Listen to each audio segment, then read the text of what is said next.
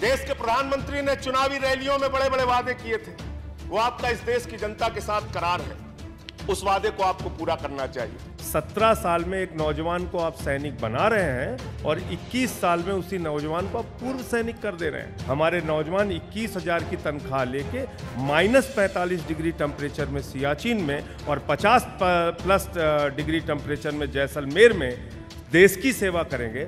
और प्रधानमंत्री जी 12 करोड़ की गाड़ी में घूम के देश की सेवा करेंगे, हजारों करोड़ के जहाज में घूम के देश की सेवा करेंगे। ये देश की सेवा का दो अलग अलग पैमाना क्यों? 21 साल में कोई नौजवान 12वीं पास करके निकलेगा, उसको सिक्योरिटी गार्ड बनाने के लिए आप कह रहे हैं। सिक्योरिटी गार्ड आप बीजेपी दफ्तर के बाहर लगाएंगे, क्यों भाई? अग्निवीर बनेगा सिक्योरिटी गार्ड और आपका बेटा करोड़ों रुपए का पैकेज लेगा, क्यों लेगा? उसको बनाइए अग्निवीर। बीजेपी के जितने नेता हैं उनके सभी बेटों को बनाइए अग्निवीर। 4 साल नौकरी करके उसके बाद कटोरा लेके सड़क पे जब घूमेंगे तब उनको इन नौजवानों का दर्द समझ में आएगा। दोस्तों, विपक्ष के सांसद संजय सिंह ने इस देश के सैनिकों का, पूर्व सैनिकों की आवाज़ को इतनी बुलंदी से संसद भवन में उठाया कि मोदी सरकार की असली करतूत इस देश की भरे सदन में सामने आ गई। दोस्तों, किस प्रकार से इस देश के जवानों और इस देश के पूर्व सैनिकों के साथ दुर्व्यवहार मौजूदा सरकार कर रही है, ये सारे मुद्दे संसद भवन के समागम में सबके सामने रखे गए। दोस्तों, पूरी तरह से अग्निवीर पे ऊपर चर्चा हुई कि किस तरीके से 21 साल में 17 साढ़े साल में एक सैनिक को फौज में भर्ती किया जाता है और मात्र 4 साल के बाद 21 साल की उम्र में उसको दोस्तों पूर्व सैनिक बना दिया जाता है, वो भी बिना किसी बेनिफिट्स के। दोस्तों, ऑलरेडी जो पूर्व सैनिक हैं उनके साथ किस तरह से मौजूदा सरकार का भेदभावपूर्ण रवैया है वो स्पष्ट तौर पर देखा जा सकता है। 191 पेंशन को लेकर अब तक कितना समय निकल गया, प्रतीक्षा की इम्तिहान हो गई, लेकिन मौजूदा समय में ना तो 191 पेंशन का एरियर आया है और ना ही 191 पेंशन को अभी तक रिवाइज किया गया है। तो ये सरकार ना तो पूर्व सैनिकों की है, ना सर्विंग सैनिकों की वेलफेयर के लिए काम कर रही हैं। सिर्फ एक छलावा है, एक झुंझुना पकड़ा दिया जाता है, चुनाव आने से पहले सिर्फ और झूठ परोसा जाता है बड़े पैमाने पर इस देश की गोदी मीडिया के माध्यम से भी। पर वास्तविक रूप से इस देश के सैनिकों और पूर्व सैनिकों के हित में ये सरकार बिल्कुल भी नहीं है। मौजूदा सांसद संजय सिंह ने किस प्रकार से सैनिकों और पूर्व सैनिकों की आवाज़ उठाई, ये वीडियो देखिए। दोस्तों, ये लोकतंत्र हमको आसानी से हासिल नहीं हुआ मान्यवर, ये आजादी हमको बहुत आसानी से हासिल नहीं हुआ, ये संविधान हमको बहुत आसानी से हासिल नहीं हुआ।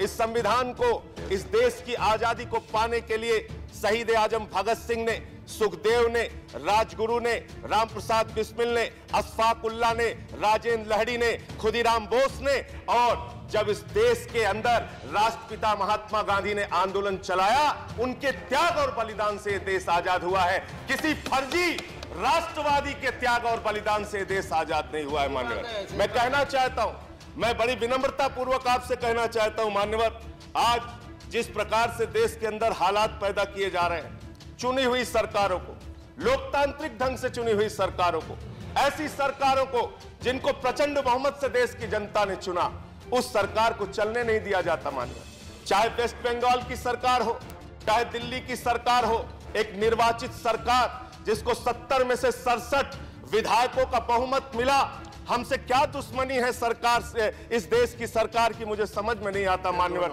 चुनाव में हमारे प्रधान सेवक ने, देश के प्रधानमंत्री जी ने, वो देश के प्रधान अभिभावक भी हैं मान्यवर, मुझे तकलीफ है, कष्ट है, पीड़ा है इस बात की कि देश के प्रधान सेवक ने रामलीला के मैदान से कहा अरविंद केजरीवाल तो नक्सलवादी है, इसको जंगल में भेज देना चाहिए। मान्यवर, मुझे तकलीफ है इस बात की, पीड़ा है।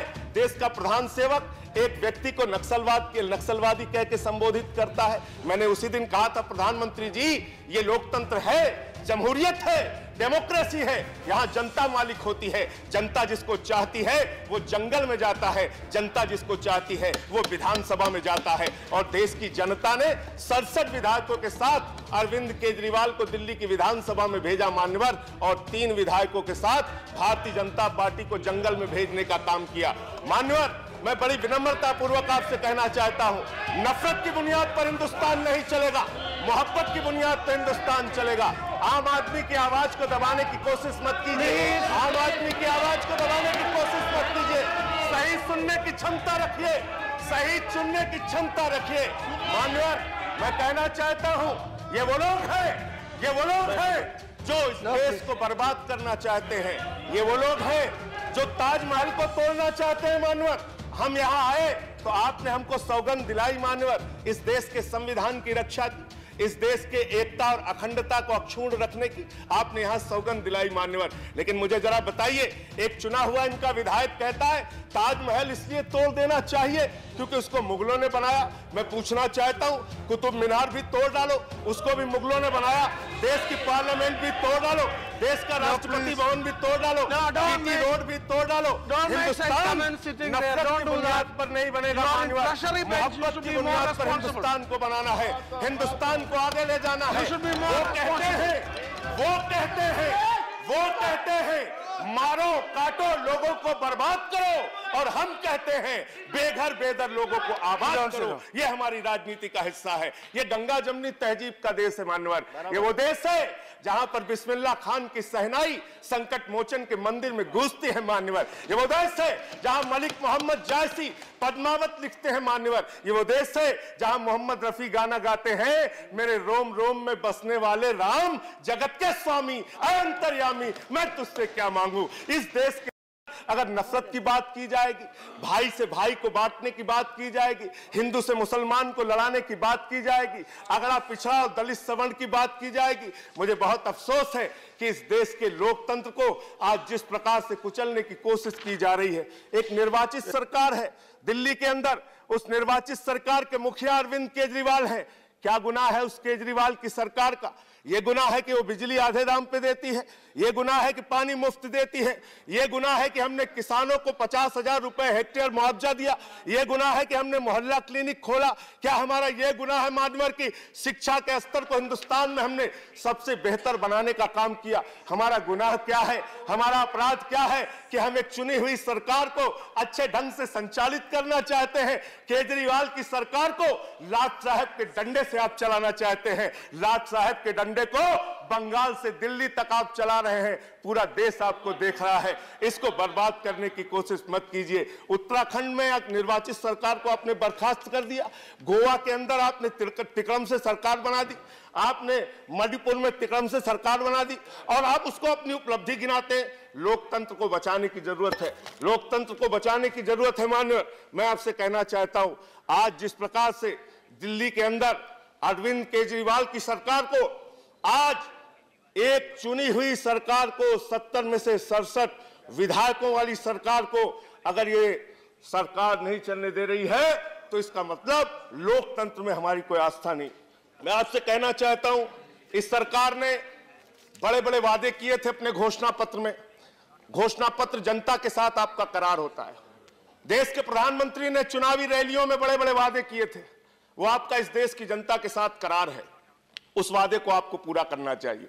आपने कहा था इतना काला धन लाएंगे कि हर आदमी के खाते में 15 लाख जमा हो जाएगा। 15 रुपए भी आज तक किसी आदमी के खाते में नहीं पहुंचा। आज आपने चुनाव में कहा, मैं उम्मीद करता था कि अध्यक्ष जी यहां रहेंगे, मैं चुनाव में कहा 2 करोड़ युवाओं को रोजगार देंगे। रोजगार का वादा आपने पूरा नहीं किया। 84% रोजगार आपके कार्यकाल में घटा है। आपने किसानों से कहा कर्जा माफ करेंगे। उत्तर प्रदेश के अंदर प्रधानमंत्री जी ने चुनावी रैलियों में कहा हम कर्जा माफ करेंगे, लेकिन बड़ी विनम्रता पूर्वक मैं पूछना चाहता हूं, आपने उत्तर प्रदेश के किसानों के साथ क्रूर मजाक करने का काम किया है। 1 पैसे का कर्जा माफ किया, 2 रुपए का कर्जा माफ किया, 3 रुपए का कर्जा माफ किया। उत्तर प्रदेश के किसानों के साथ एक क्रूर मजाक करने का काम आपकी सरकार ने किया।